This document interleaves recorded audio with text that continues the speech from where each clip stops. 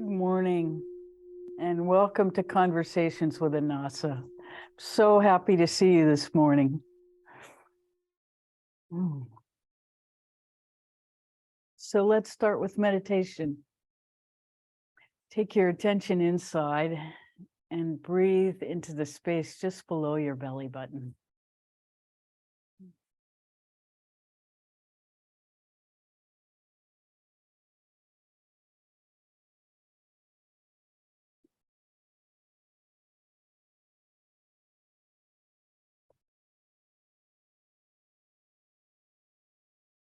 This is the cauldron in our body.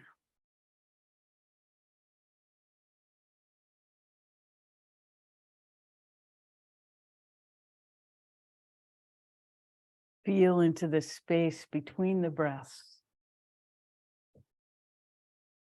and bring your attention, all of your attention, to this energy center.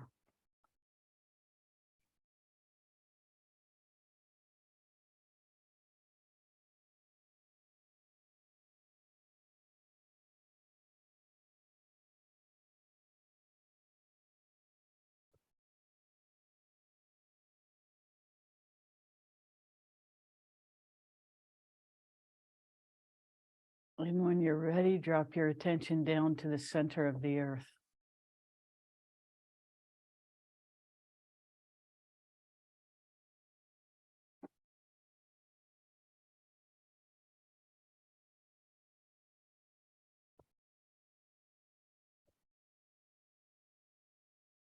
We are made of the earth.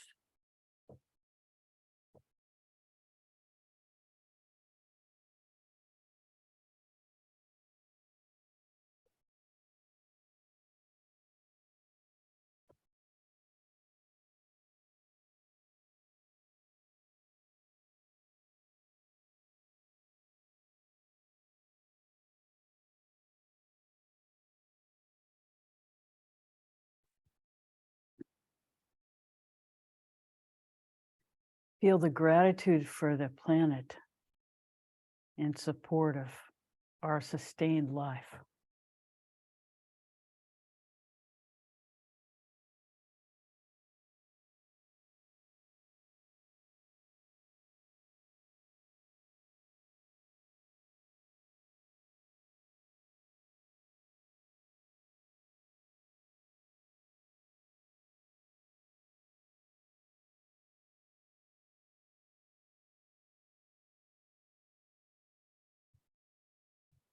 When you're ready, gently allow your attention to come up to your heart center. If it gets stuck in your solar plexus, take your attention there. And breathe into the space between the breaths.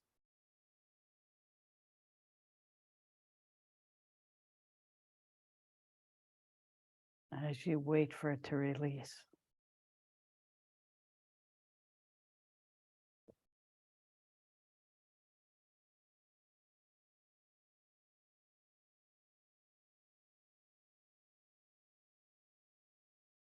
And allow whatever you find to be what it is, to just show you it's information. And we need not judge it.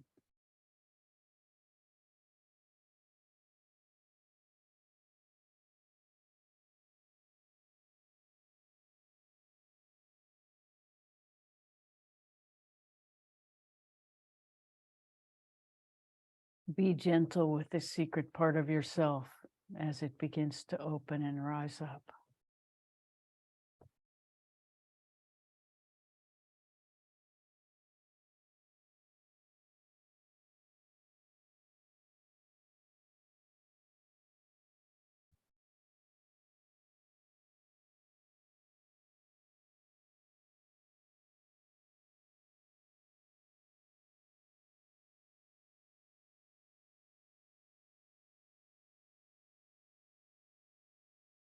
Feel into your heart center as it becomes more and more available.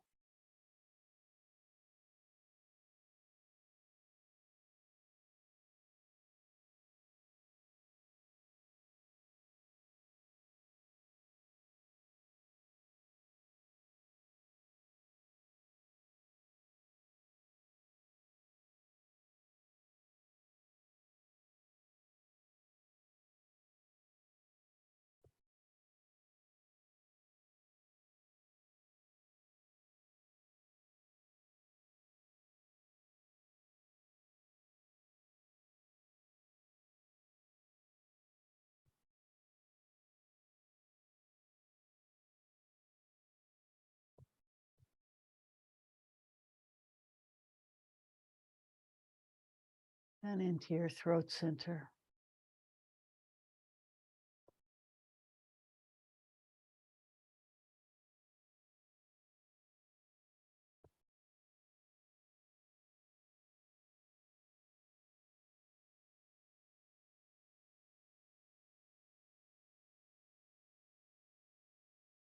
Your third eye.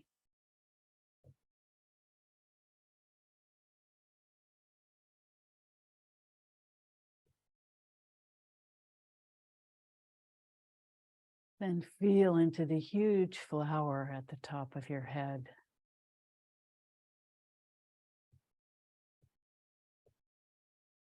As it opens and your energy connects to something higher and finer above your head.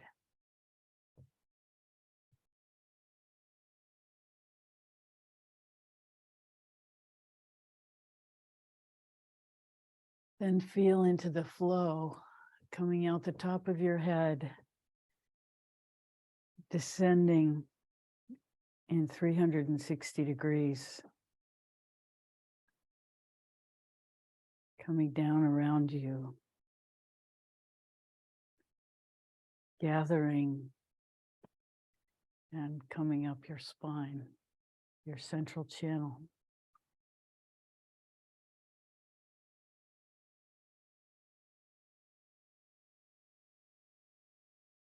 And let's just breathe into this flow for a few minutes.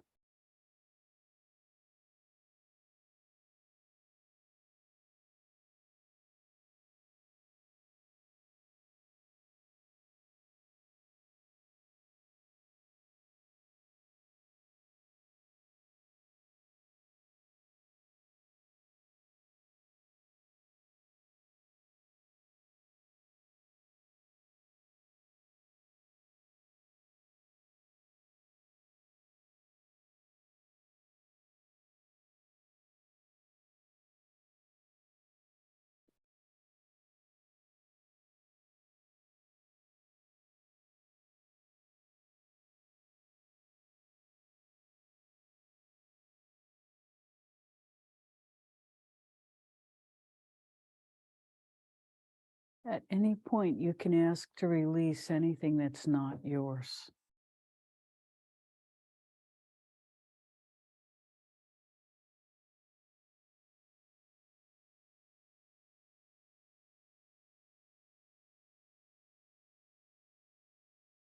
And allow your highest self to decide what's yours and what's not. Just let go.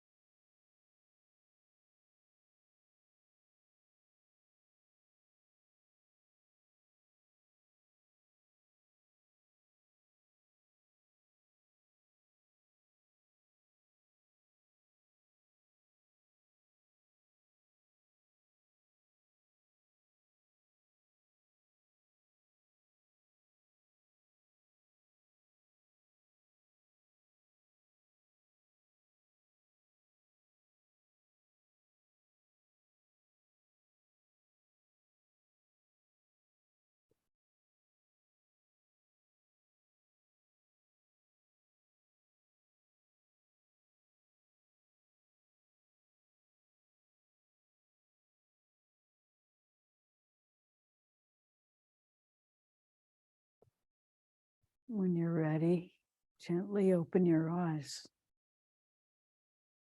still holding your attention inside.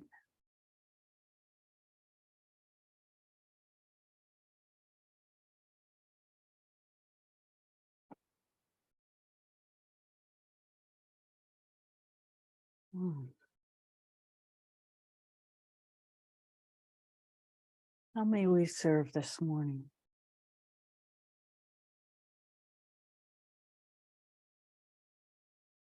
We're so happy to be with you.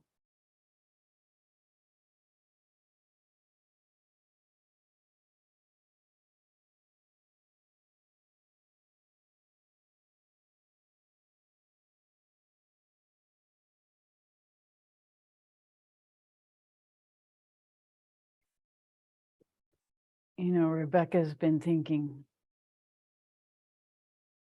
deeply about what a friend said to her earlier this week. And that is that this particular friend has been searching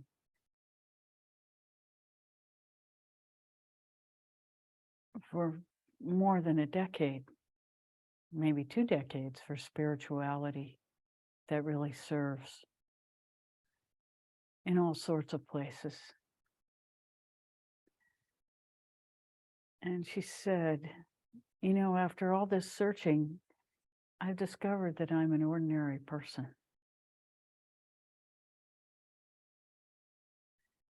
You know, one of the things that she did is she went on a trip to the Amazon a few years ago and met shamans there and, you know, did some South American drugs, and she was prepared for the experience by reading a whole bunch of books about it. And then when she went there, the experience she had was nothing like what was in the books. And so she judged herself to be less than because she didn't turn into an eagle soaring over the universe, the multiverse, seeing everything from spiritual heights.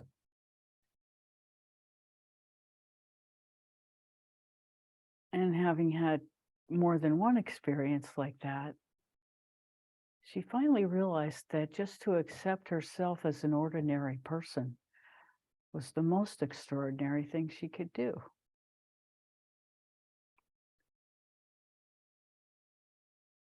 Because what do these magical experiences lead us to believe about ourselves anyway? The truth is, we all have extraordinary access because we are all made of the same thing. And there is no less than in the field of awareness. There is no less than. There is only love. And when we deny ourselves that love for any reason,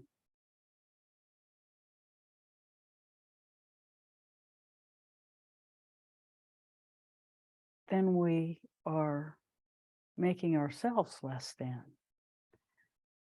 But life itself doesn't do that.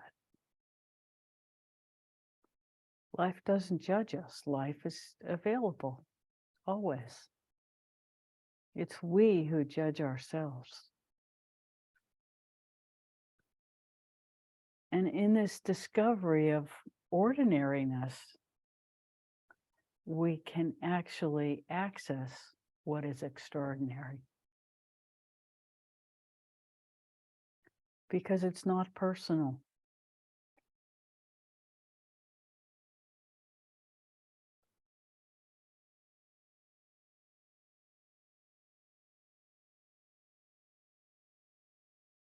And Matrix of Belief is all about judgment. Especially in this culture where it's all about educational success or monetary success or, you know, being better than the next person at something. Striving to be the best you can be. This is the American way. And there's nothing wrong with that, except that we constantly judge ourselves to be less than.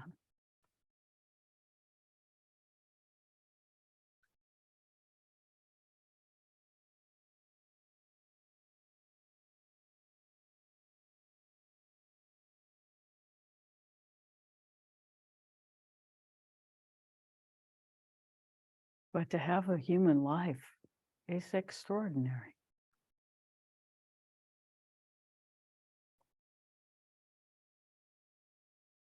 Free will. What a concept. Free will. We get to decide who we are, how we will behave.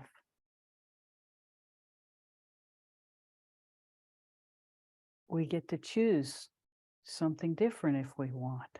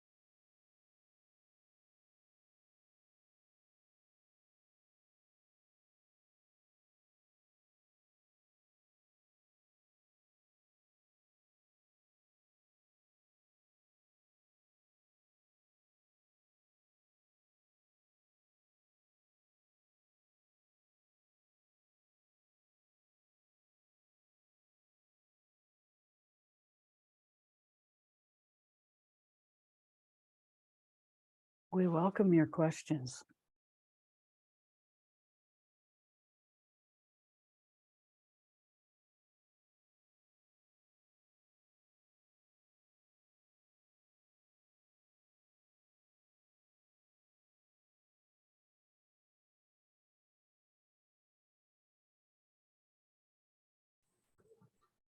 Yes. This is a procedural or fundamental question. I've been aware of in my breathing that I'm not sure where the space between the breaths lies. And I know that that's like fundamental to getting in touch with my center. And I was wondering if you could just describe that idea a bit more. So it's really an experience, the space between the breaths. So you can experience it more easily by just holding a little bit at the end of the in-breath. Take your breath all the way in, holding your attention deeply in your body, and then just hold your breath for a second, and you'll feel that space. And then you exhale.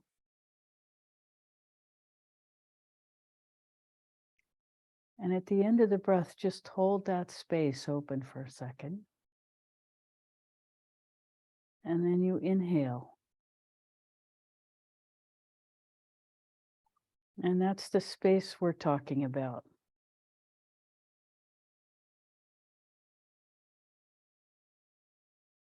Thank you. That's much simpler and sort of what I thought. In some breathing practice that I was taught, it was to make the in-breath and the out-breath one thing without any pause anywhere. And so I needed that to be clarified, but that seems very intuitive that that's where it would lie, at the top of the in-breath and the bottom of the exhale. Is that what you were saying? Yes. And there's a space. And as you begin to pay attention to that space, it will naturally expand. You don't have to do anything to expand it. You just pay attention to it. And as you pay attention to it, it will grow.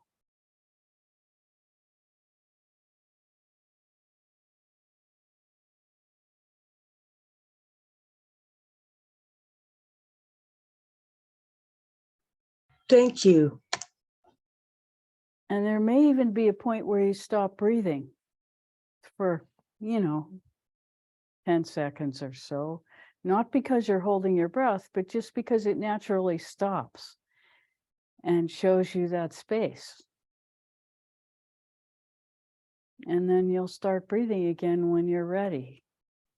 But it takes the idea of control of the breath out of the picture. And then over time, you begin to understand that we are space.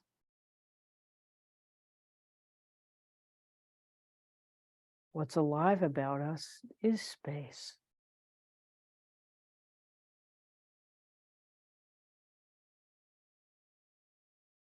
It's not that our body's not real, but what is everlasting about us is spirit.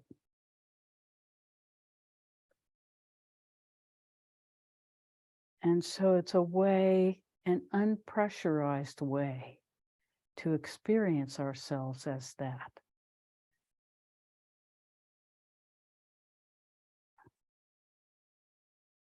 Because it's easy to get into practices that require huffing and puffing and holding and releasing. And then again, we're looking to recreate somebody else's experience.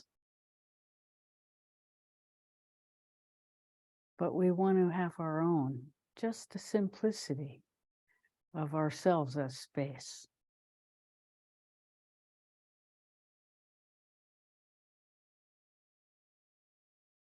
So that's the what and the why and the how, we hope.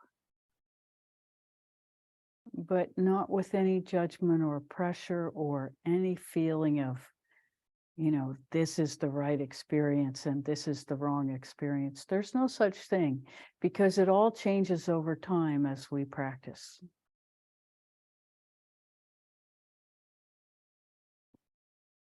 And the reality is, the more accustomed we get to ourselves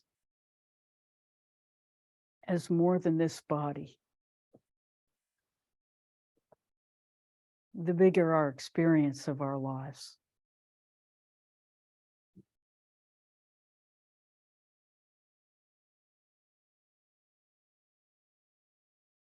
And the more we can allow ourselves to perceive ourselves as ordinary and extraordinary in the same moment.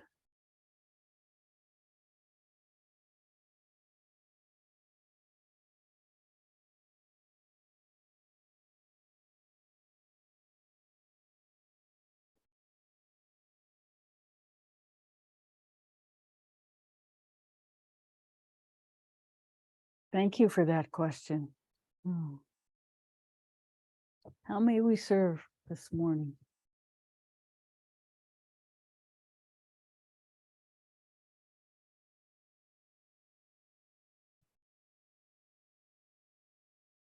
Yes. What's this take on the idea of the reality of courting people?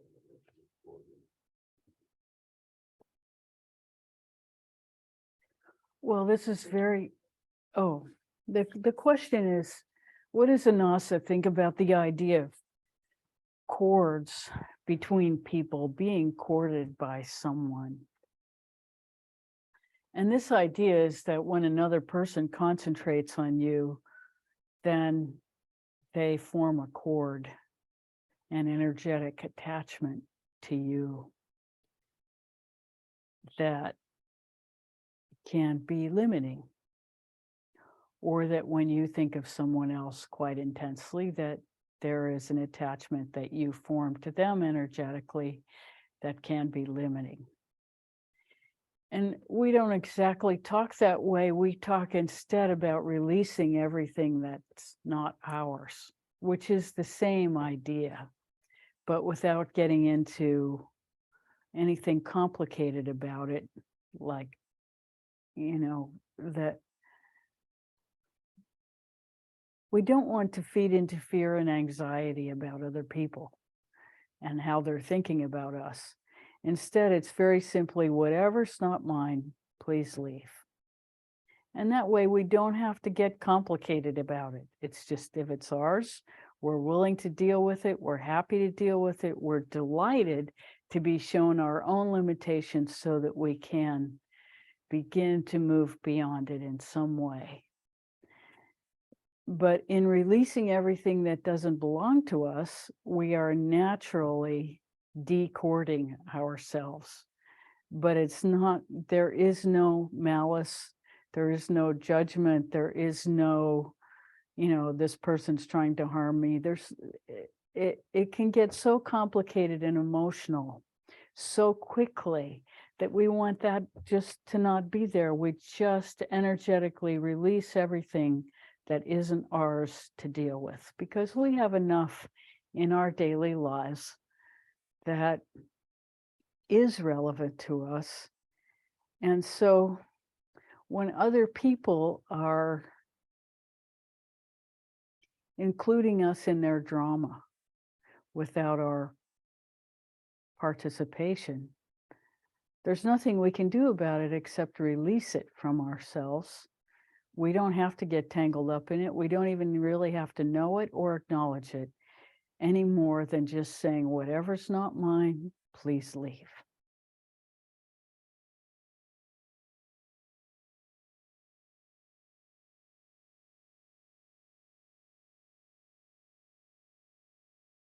So does other people's intense experience or interpretation of our behavior, does it affect us? And the answer is, as much as we allow it to. We don't have to hold on to anybody else's judgment about us. We have a choice. And that choice is, whatever's not mine, please leave.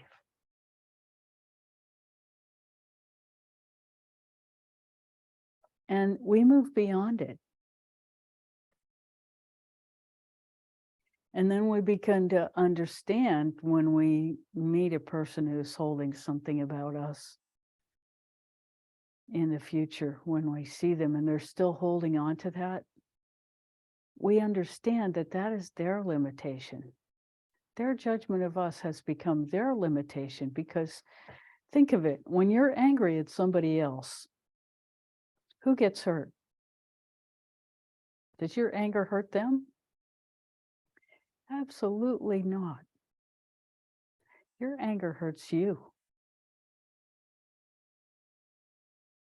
Anger's very destructive inside of us.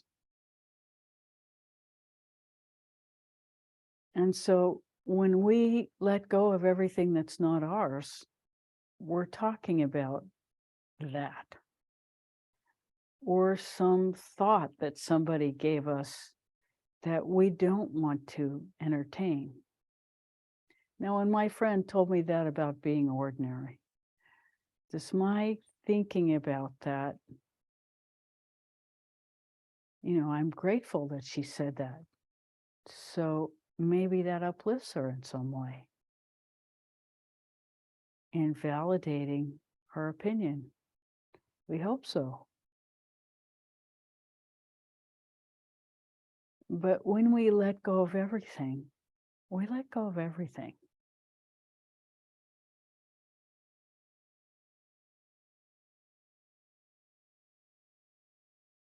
And that means sometimes that we forget what happened or what somebody said to us, because we didn't hold it. And that's okay. We don't have to remember everything.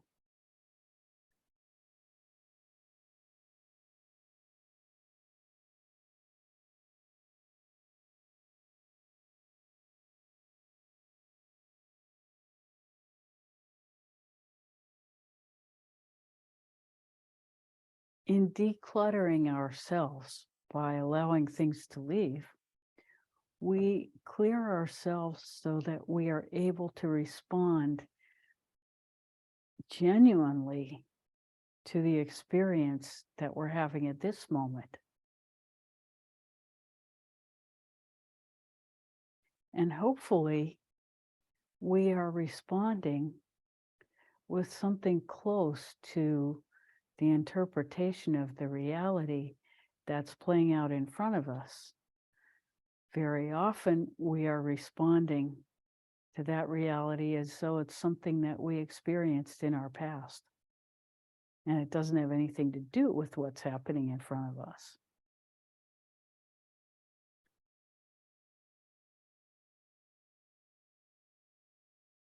And that happens when the cords of our childhood are so strong that they're like concrete. And we haven't recovered from many of those experiences. So a lot of our inner work is unpacking those things so that we can respond with a certain degree of clarity and presence in the present moment.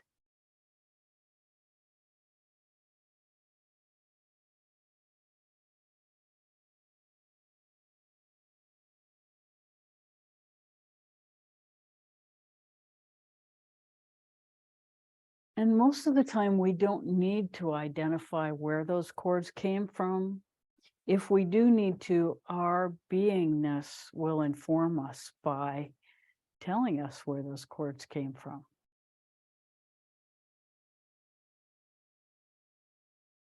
And then we can release that deeper.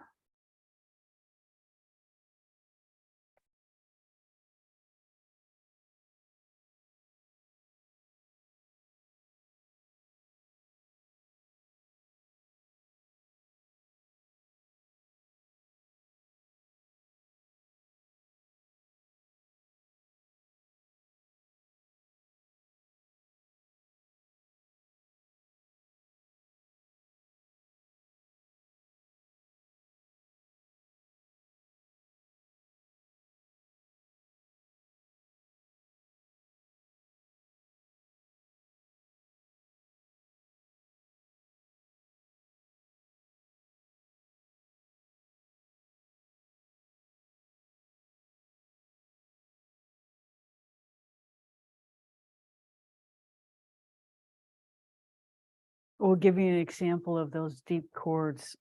We recently got a puppy. And as we are parents to this puppy, I'm beginning to relive some of the experiences of my own maternal, well, we'll say my mother was more of a no person than a yes person.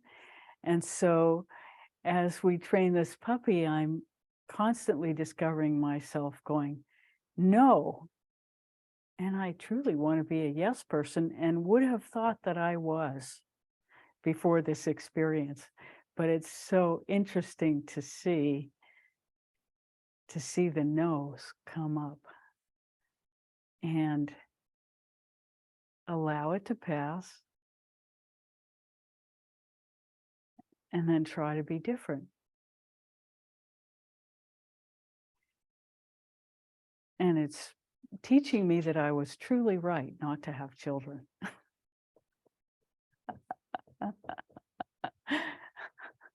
That was a wise decision.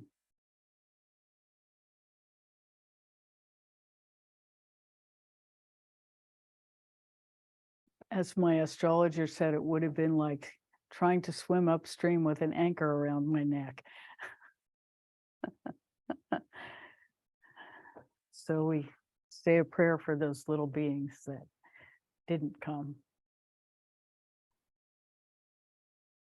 Prayer of gratitude.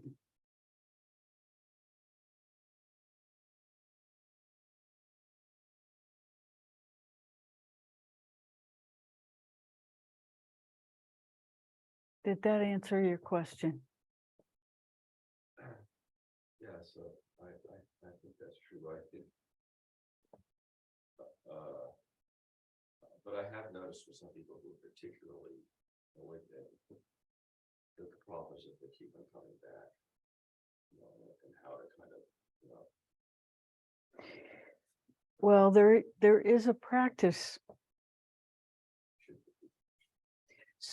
So the observation is that with particular people who have intense feelings toward us, the cords keep coming back because they're fixated on something that they think has to do with us. So the first thing, of course, is to be clear that there's nothing that we're projecting that is feeding into that. And in this case, there's nothing that's ever been projected that's feeding into that. And so being clear about that, we don't have any agenda in this particular arena with that person. So being clear about that means that we can very consciously wish them well. That is the highest thing we can do for them, is to wish them well. That way we are not reacting, we are letting go of whatever it is that we are being accused of, really. And we're not participating in holding that pattern for them or for ourselves. We continue to release it, and then we wish them well. That's the best we can do. That's the highest. And we feel into our irritation, because it's our irritation that makes us aware of these cords. And we just let it go. We understand that whatever they're going through is their growth process, and we are not responsible for their opinion or the intensity of their conviction about anything. It has nothing to do with us unless we make it about ourselves. But if we continually release it and wish them well, then something else will take their attention after a while. And we have contributed the highest that we can to that situation.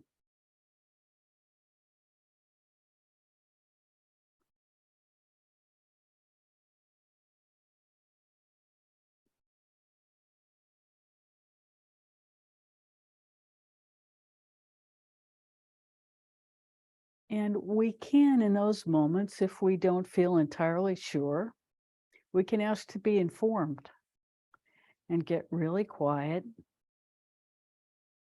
ask to be informed.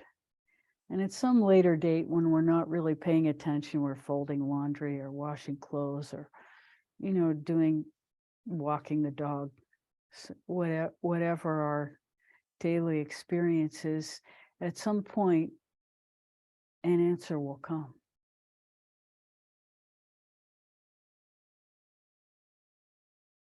And we know in this situation, those questions have already been asked and answered.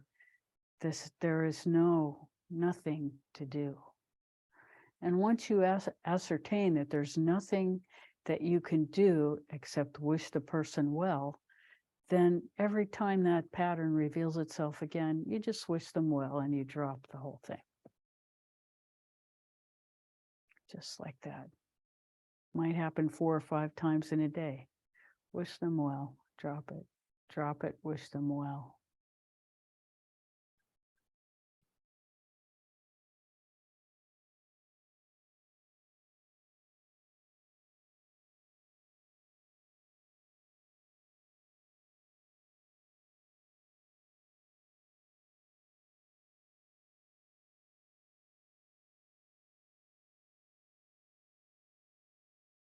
people decide every day in most of their experiences whether they're going to be yes people or no people.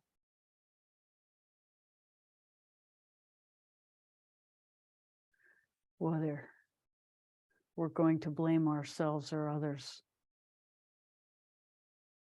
or love ourselves and others.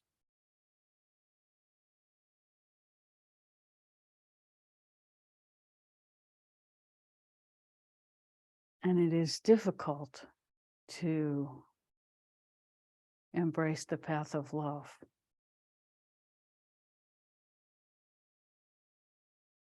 And yet, it is the only way we will form the new world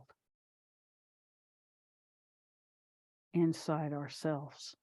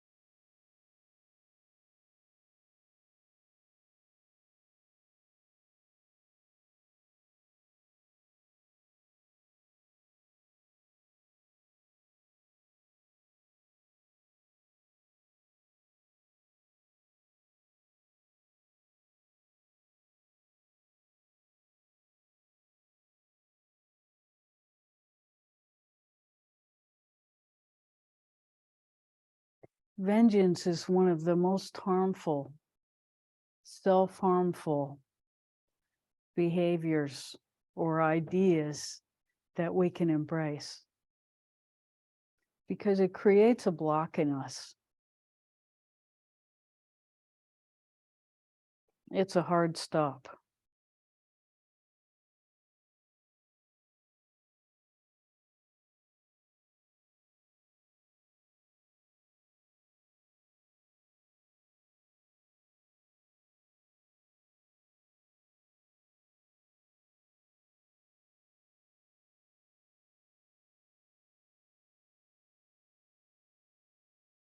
And it makes us understand, Father, forgive them, for they know not what they do. Vengeance is a hard stop.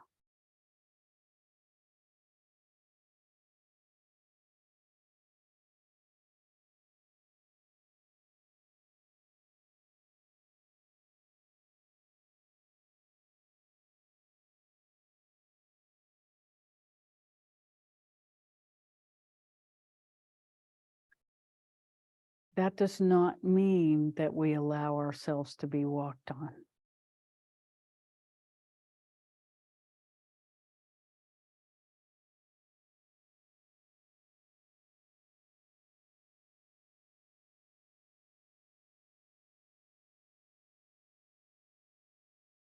But having no path of exit, we drop it as it happens, because it's not about us.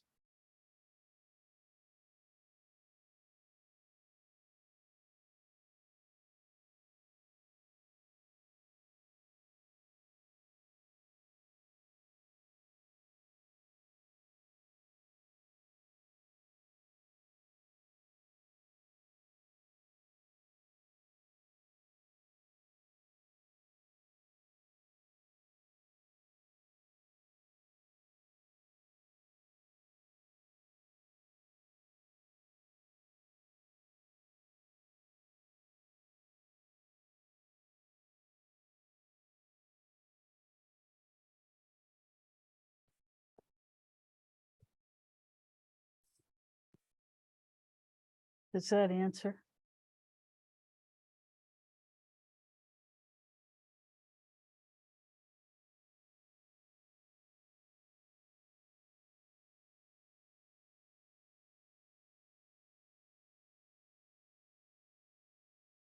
There is only one person we can control. And even that is extremely difficult.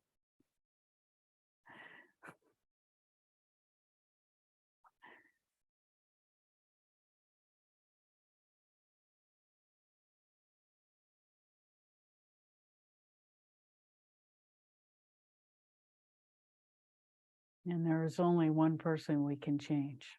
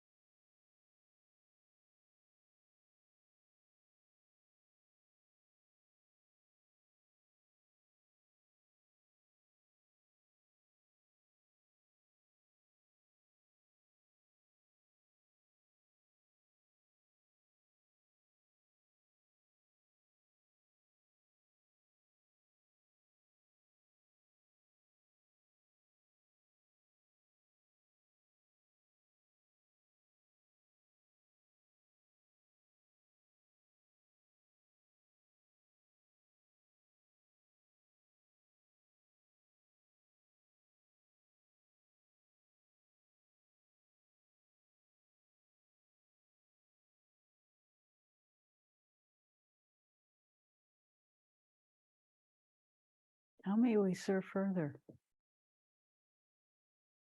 Hmm.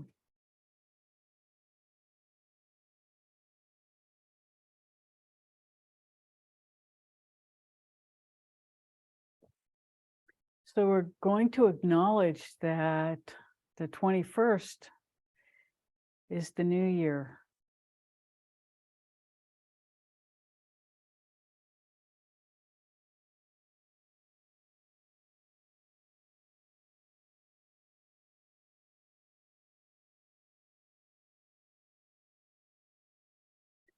So it's not a bad idea to set an intention if you feel one.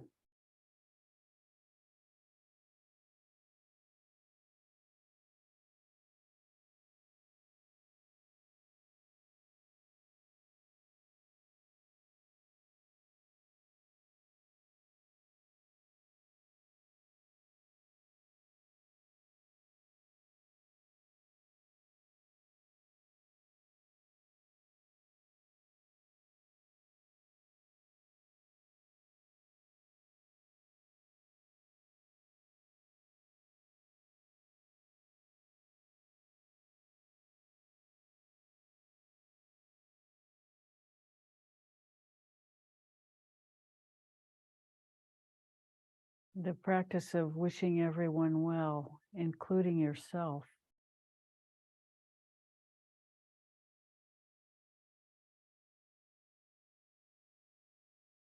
can be worthwhile.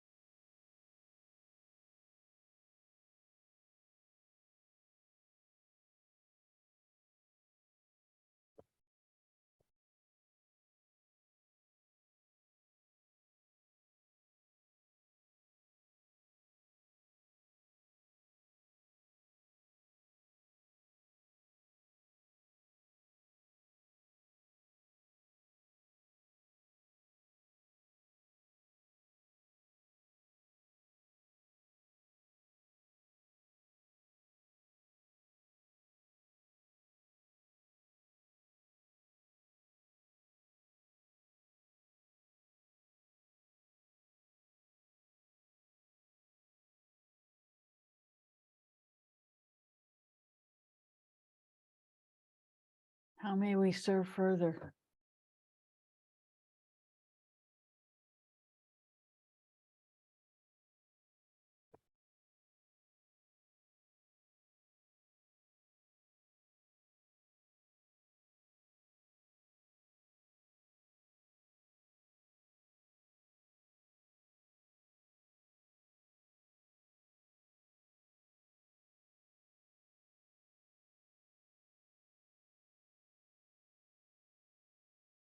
Mm.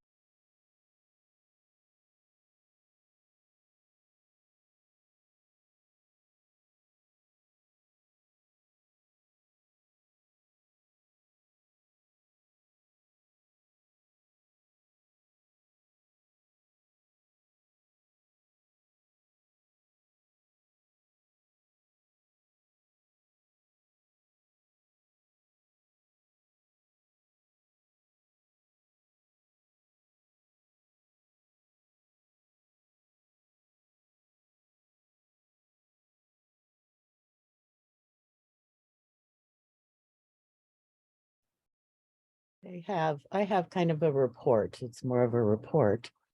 But it goes along with going from a no person to a yes person. Mhm.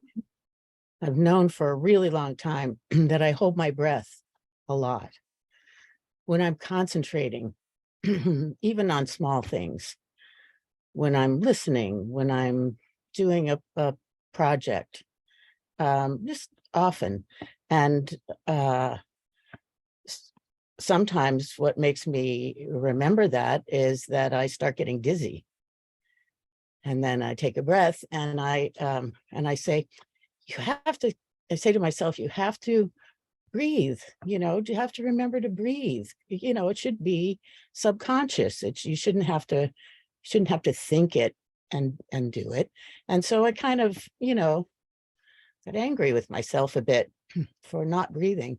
And then recently, instead of doing that, I started thanking myself for remembering to breathe.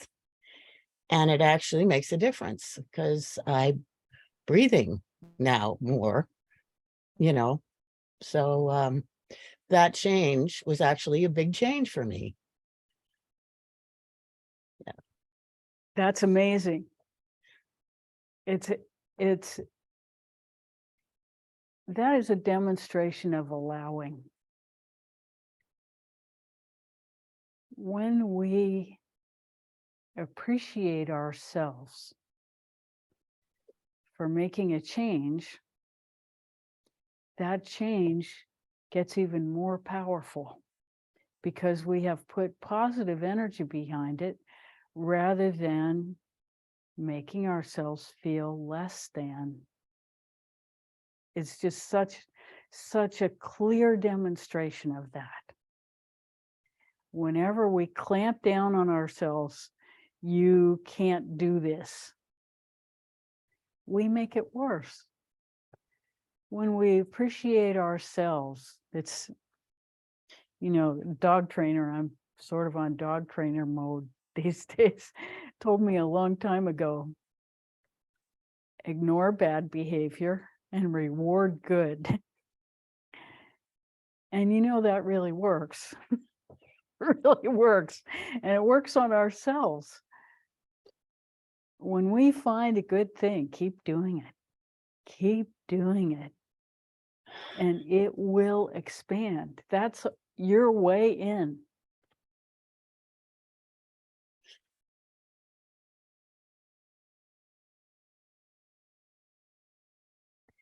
And it's as we have always said, spirituality is simple. It's not easy, but it's simple. And when the light goes on, keep it on. That's great. That is really great.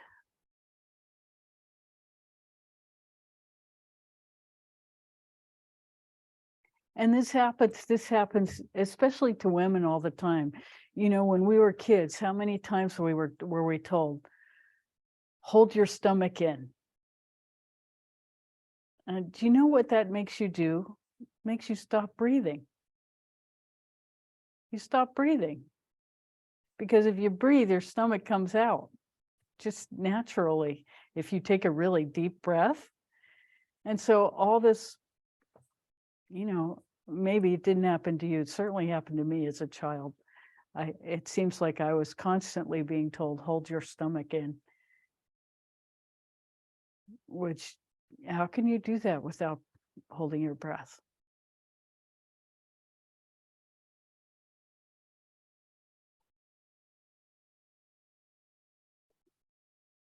And to top it all off, when I was in medical school, there was actually an anatomy professor who said that women are intercostal breathers, and the intercostal muscles are the muscles between your ribs, and men are diaphragmatic breathers. Isn't that like that somehow we're anatomically different in how we breathe? It made me conclude that he only knew women who wore girdles, you know, these big plastic latex things that come all the way up to the bottom of your rib cage so that you can't breathe.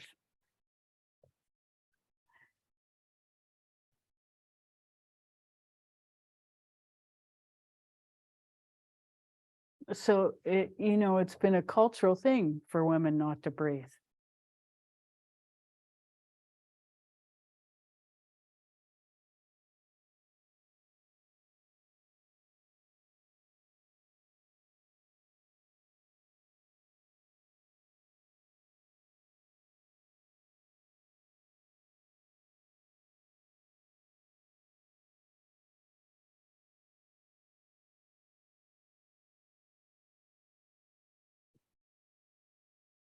Thank God our culture seems to have changed about that. Or maybe we should thank the goddess. I don't know.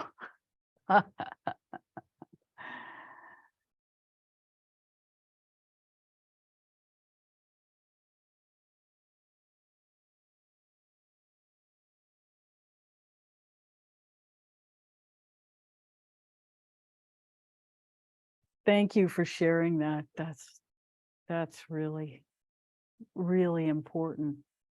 I don't think there's anybody on this call who can't relate to that experience completely.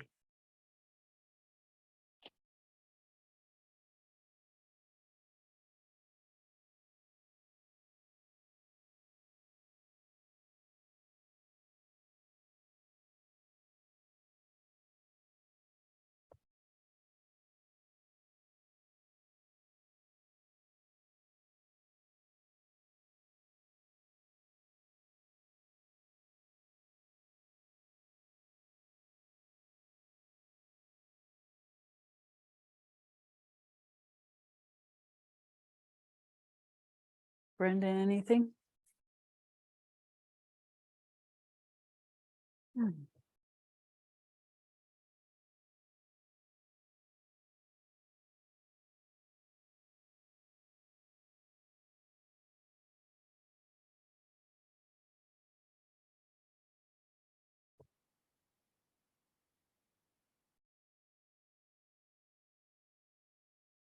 Yes. Hi, well, I can very much relate to that.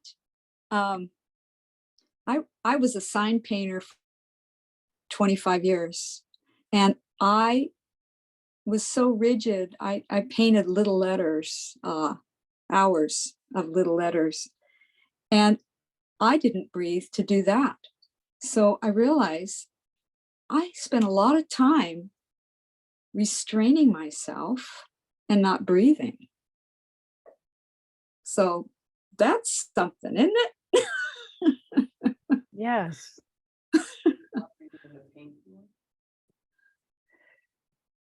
So the question is, was it not breathing in the paint fumes, or was it Oh, no. concentration. It was concentration. It was complete concentration, and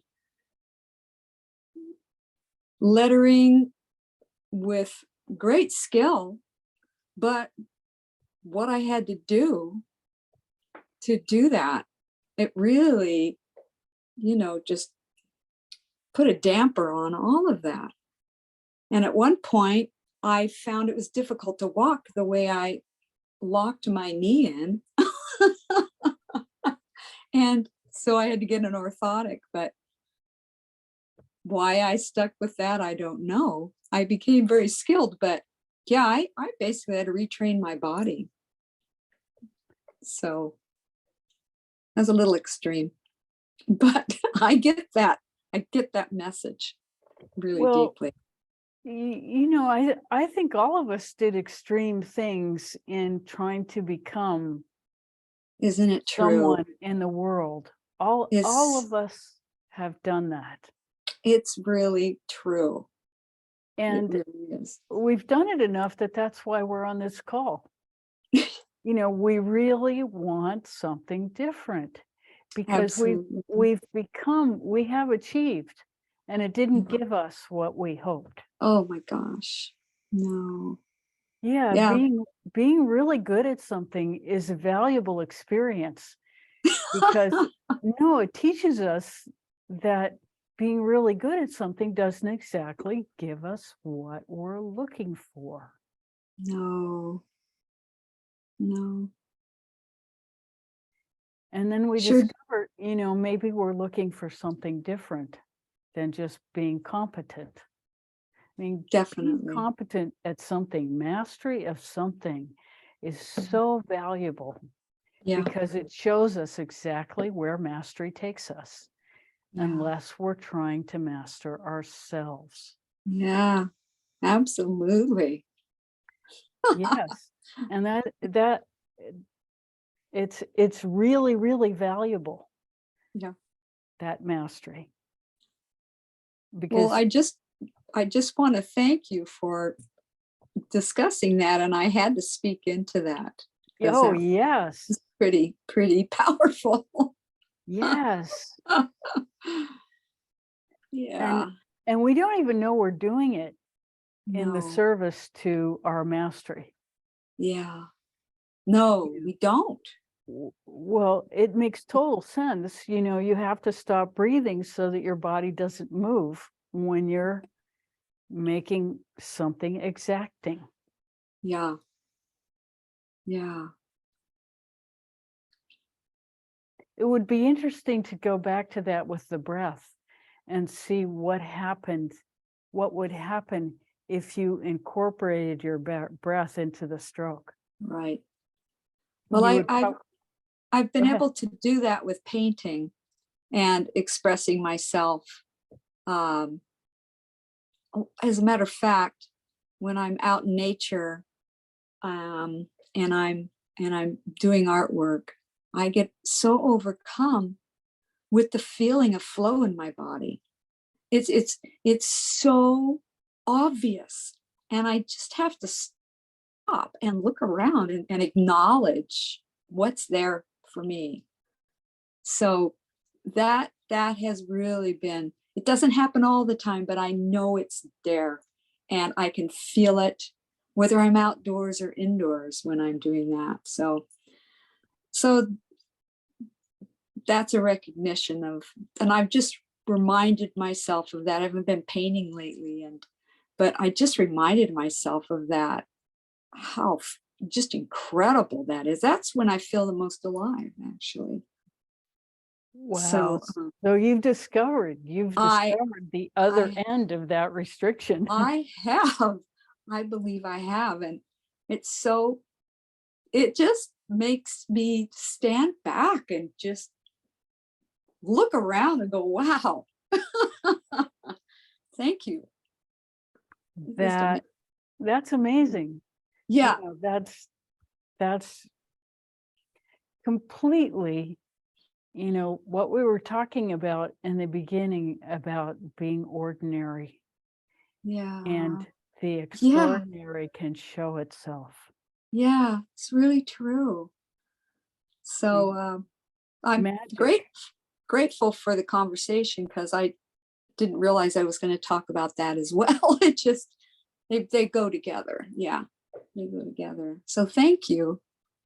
Mm, Yeah. Ah, it's mm, great. Thank yes, you. Thank you all. yes, bowing to everyone. Yeah, really, really. Mm.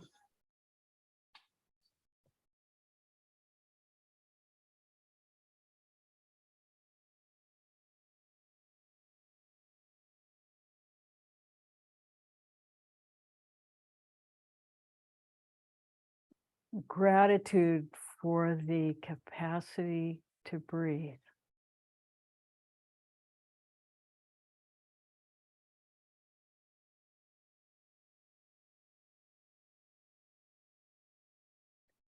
And to allow the breath to ever expand in its teaching of us about who and what we are.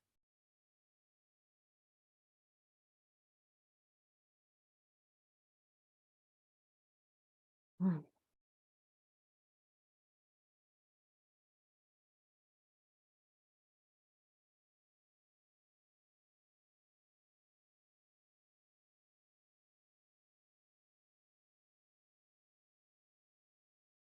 How may we serve further? Mm.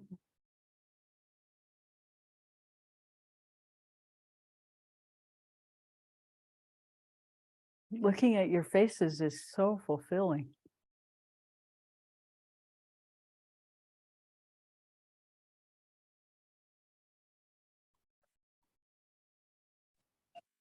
Morning.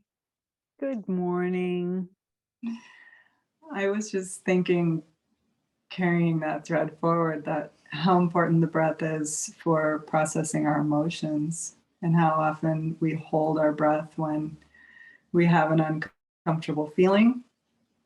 And until we relax into the feeling, and as you've said so many times, really feel it and drop into it and breathe, that's such an important process of transformation with the breath. Yes. And allowing ourselves, one of the most important things we'll add is allowing ourselves to feel our own self-rejection, Right. because that is very often the limitation of our spiritual growth, is that we don't want to experience the depth of our own self-rejection. Right. And the one of the first indications is we hold our breath. Mhm. Yeah. We're stilling ourselves against the truth. Yeah. Yeah. Or stealing ourselves. That's maybe a better word. Yeah. But it's similar to what the other ladies were talking about of Yes. the And tension.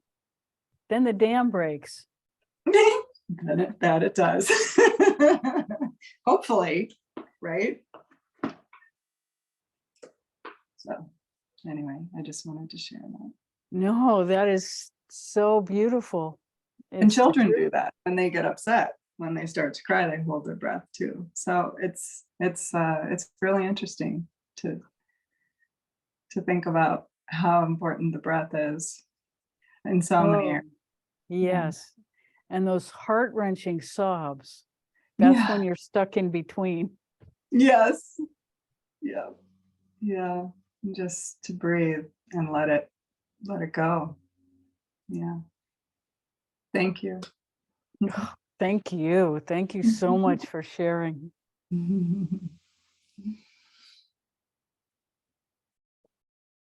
Ultimately, it's about sharing, because we all experience all of it. And we all have a slightly different,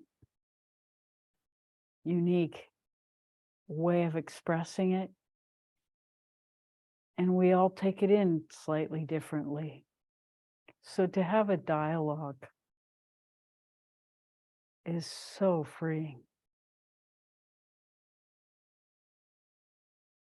Mm.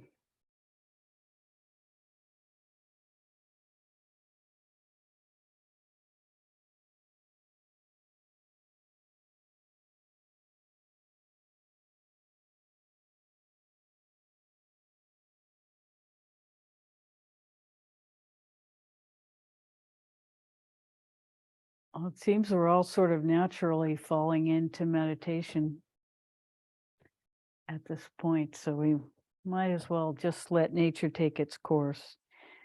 Before we get quiet, I want to say next week is Christmas. So Christmas Day, we won't have a program, but I think New Year's Day, it's a good idea if you want to get together and we can start the new year together. So we'll look forward to that. Okay. So on that note, let's meditate for a few minutes.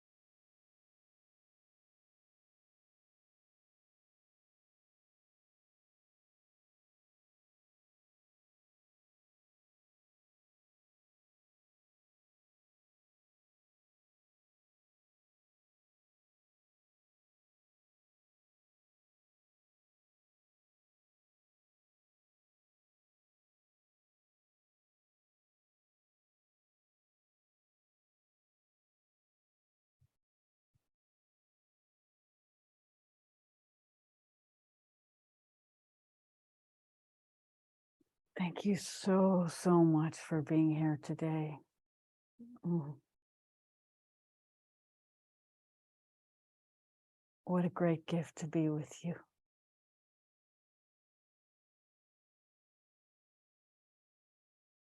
Have wonderful holidays. Bye for now.